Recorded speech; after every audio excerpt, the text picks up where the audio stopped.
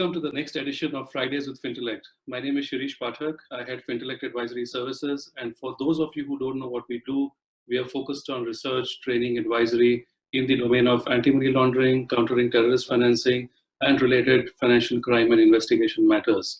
In Fridays with Fintelekt, we will publish a webcast every Friday at which I will engage in conversation with thought leaders in this domain in our quest to bring you additional knowledge and insights. The webcast will also be available as a podcast on Spotify and Anchor.fm later on, in case you would like to view it again or recommend it to other people. This episode is a special one focused on human trafficking, and my guest today is Youngbee Dale, a subject matter expert on trafficking-related issues. She is a published author who has worked with various government authorities, nonprofits, and law enforcement officers, including FBI agents and state police departments. With her expertise, she provides broad policy consulting services and training to her clients and partners around the US and abroad. Youngbee is also a peer reviewer at the US Department of Justice in the Office of Justice Programs and has in the past been a nonprofit liaison partner with the Federal Bureau of Investigation. Youngbee, thank you so much for joining us today. Thank you for having me. So, Youngbee, to start with, could you give our listeners a brief overview of the work you have been doing the last few years in the area of trafficking, or rather anti-trafficking, just as a background and to set the scene? So I started work with 15 years ago as a, from a small nonprofit. I really didn't mean it to get into trafficking, but I ended up getting into trafficking, working with migrant workers. I ended up working with a lot of sex trafficking victims and some of the labor trafficking victims in South Korea. This was in 2005. That's around the time when the U.S. And the UN were trying to raise awareness of what human trafficking means and what is the definition, what are the symptoms, or the what are the signs of trafficking. So there's a general awareness of to try to educate the public about trafficking issue. And then I moved into the journalist. I was a journalist at a Washington Times online. There's a special program. And because I was educating a lot of people that are policymakers, legislators, some of the law enforcement, and lots of nonprofit. And during the time that I started working with the FBI in the U.S. and moving on to from 2016, I worked for the former subject matter expert for Department of Defense in the U.S. And the things that I noticed, because I speak both languages, I speak Korean and I also speak English, obviously. So I noticed a difference between the gap between the data that's published in Korean newspaper as opposed to what I'm seeing, the trends that I see and interaction that I have, the conversation that I'm having with the U.S. authorities and, first responders. So I just, I notified different experts, 3 different experts I spoke to, and then they said well, we didn't know about this. Well, they're experts, they should know about this, but they didn't know about this. So I just said, okay, well then I think I'm going to write about it. So so I published my first peer review article that was on sex trafficking market of Korean women in the U.S. And then since then I have been advising, and I also have been training the law enforcement, including the FBI, again, human trafficking task force around the nation. I work with the, I provide consulting advices to South Korean government, Ministry of Women and, I think it's called Women and Family, Ministry of Women, anyways, Gender Equality and Family. And I also work with the New York State Office of Victims of Crimes and looking into working with the law enforcement statewide and Texas. And we're also on the process of looking into bringing a statewide effort to train law enforcement in New York. I can't hear you.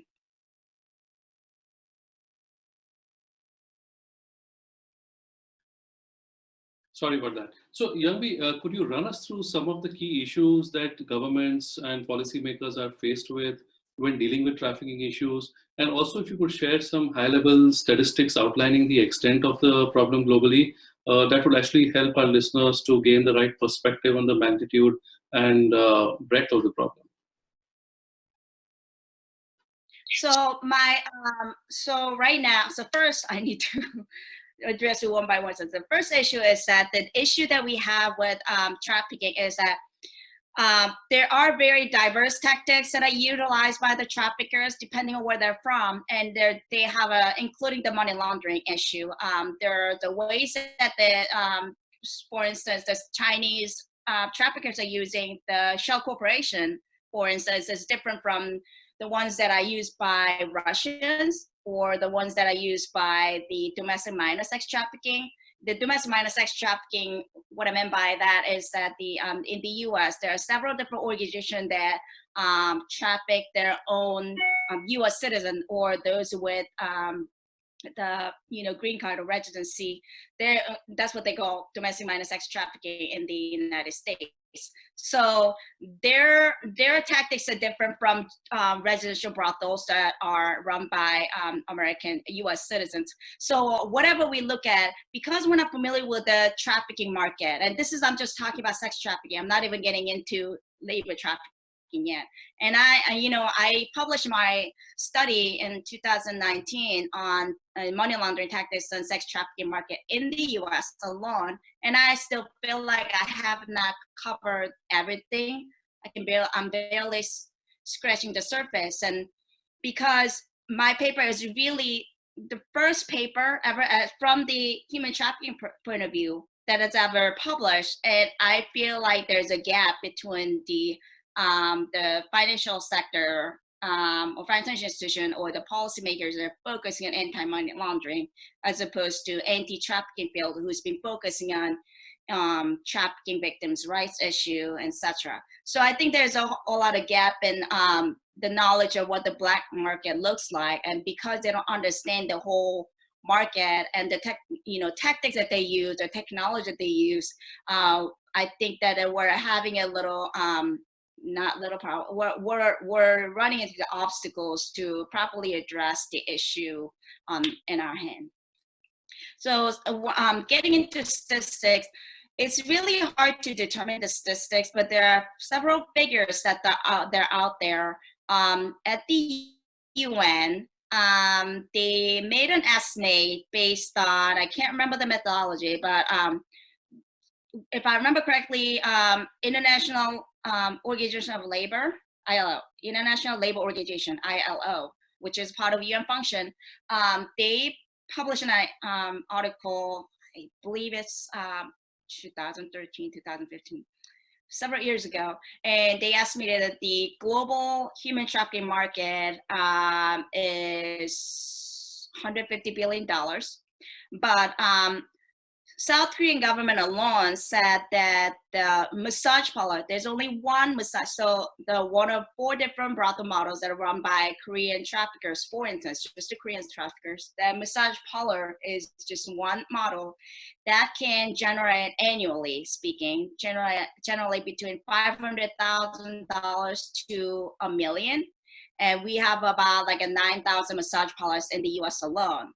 So, I mean, there are a lot of figures out there, but I can't really say that's an accurate estimate. But it's just the minimum that we can think of, or I wouldn't think that that's the covering the entire market of globally speaking. Right.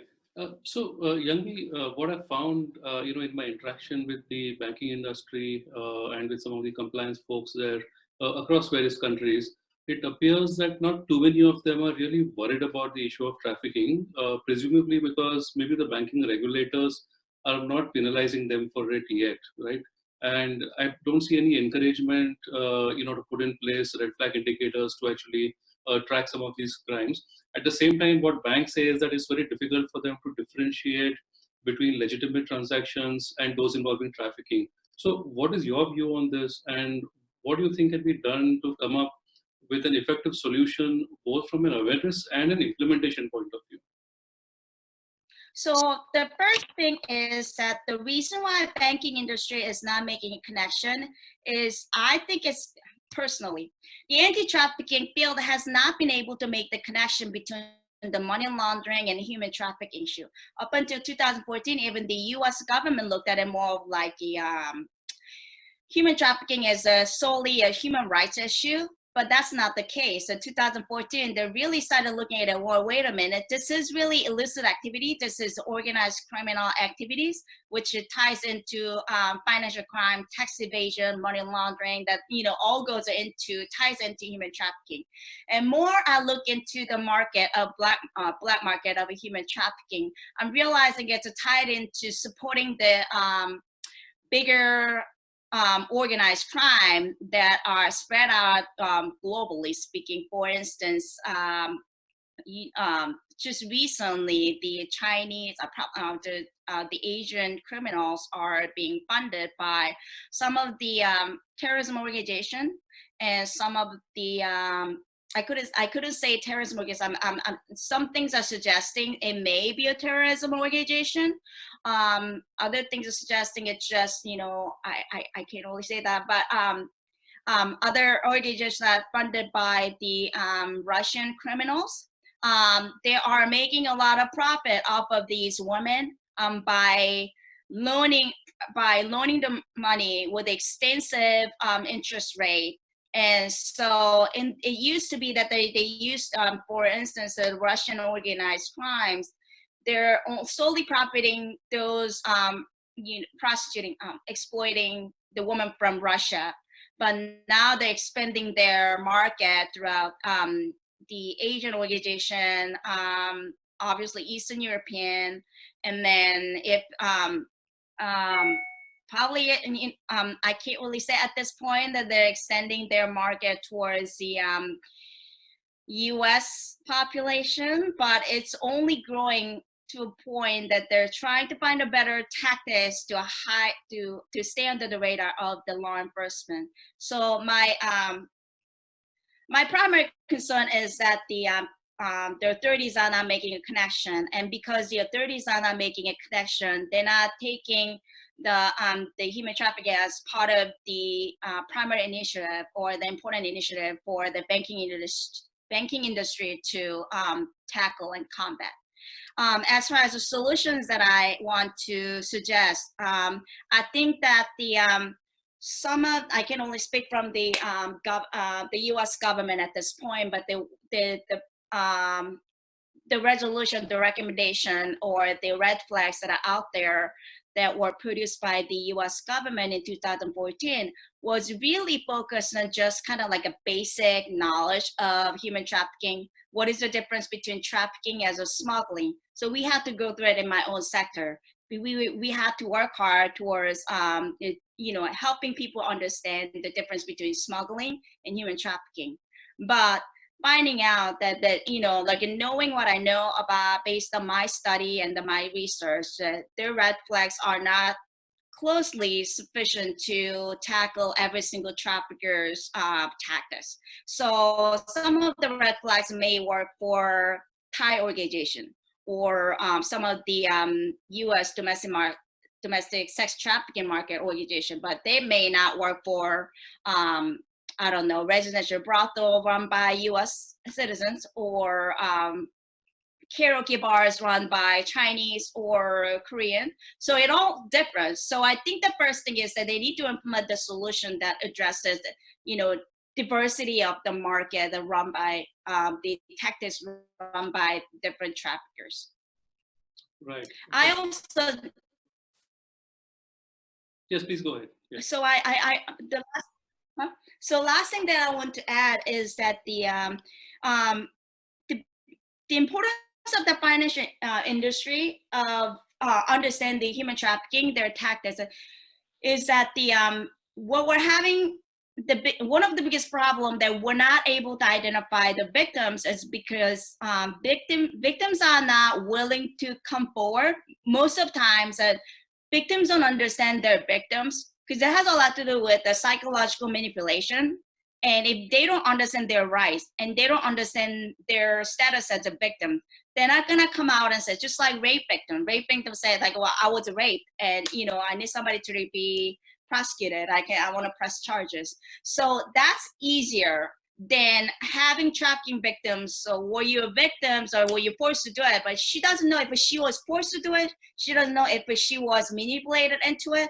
But if you look at the actual components, as an expert, she was forced to do it or manipulated to do it. For the most part, though, it's very hard to draw that component out of the victims. And victim also has to deal with her traffickers, whether it could be family members or like, friend pretty close to her, say like financing her lifestyle, financing her rent or whatever. So she's not going to be able to come out and say that she was victimized. So in that sense, the money laundering is we're just looking at the financial record. And this is why I emphasize that the financial industry is key identifier to recognize the trafficking organization. So hopefully that'll raise the number of the traffickers that are prosecuted so we can move towards the ultimate solutions.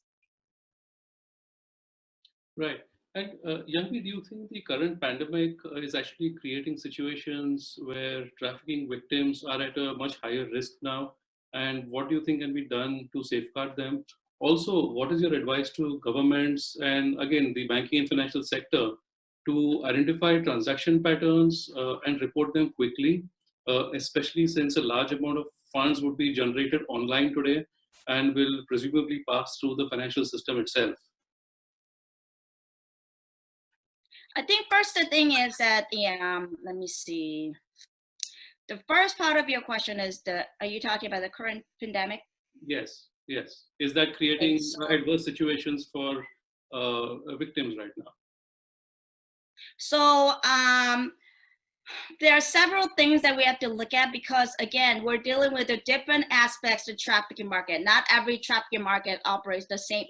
Some of them are saying when it comes to massage parlors run by Asian organized criminals, it's better for them to shut down, because in the US at least, we shut down all the massage parlors and the businesses that are exploiting trafficking victims secretly, because all business has to be closed.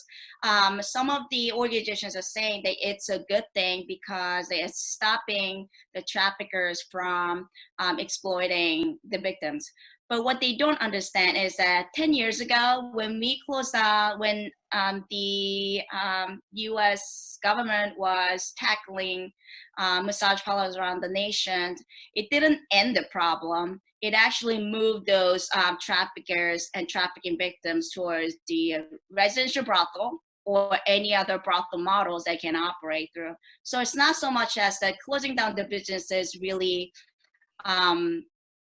helping our cause. It's not helping our cause if you really think about it. Trafficking victims are not stopping exploited just because the business is closed. I mean, there are aspects that maybe you can think about that, like, if it's, like some of the buyers will not come as often because they're afraid of the pandemics, they're afraid of virus or whatever. But I don't think that stopped that from exploiting other victims. For instance, I can be a curious buyer, to visit a brothel, but now the pandemic is on and I have to stay home. Sex market is driven by the sexual addiction.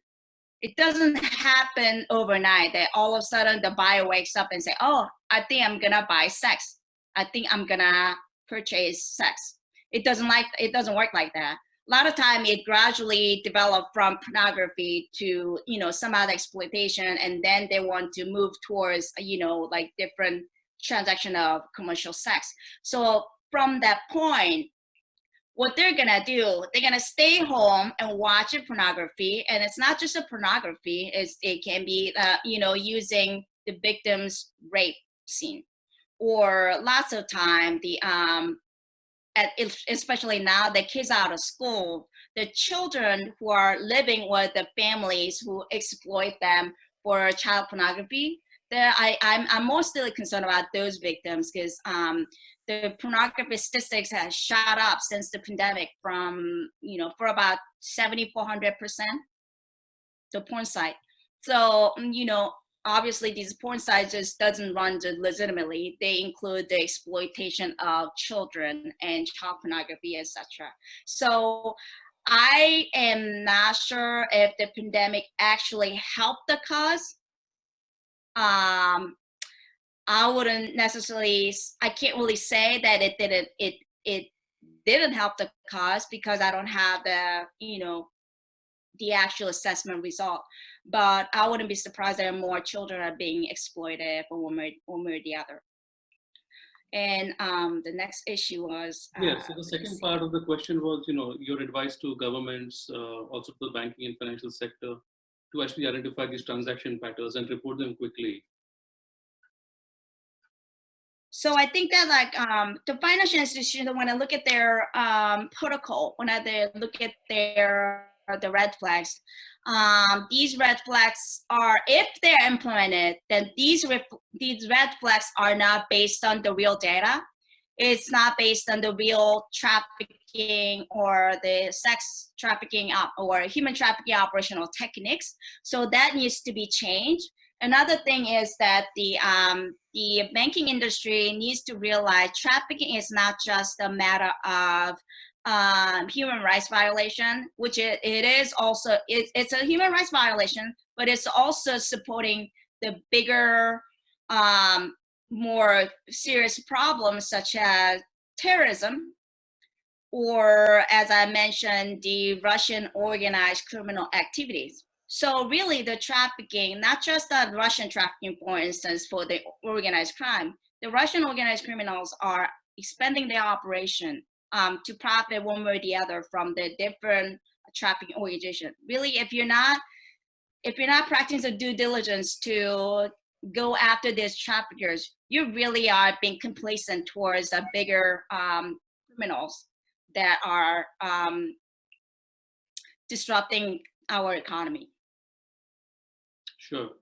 Well, Youngbee, thank you so much for joining us today. I think the session has been really insightful, and I think a lot of the people in the Fintelekt community will be able to appreciate this menace even more, and hopefully the banks and FIs will start to do some more work to actually, do something about this problem. So thank you so much for joining us.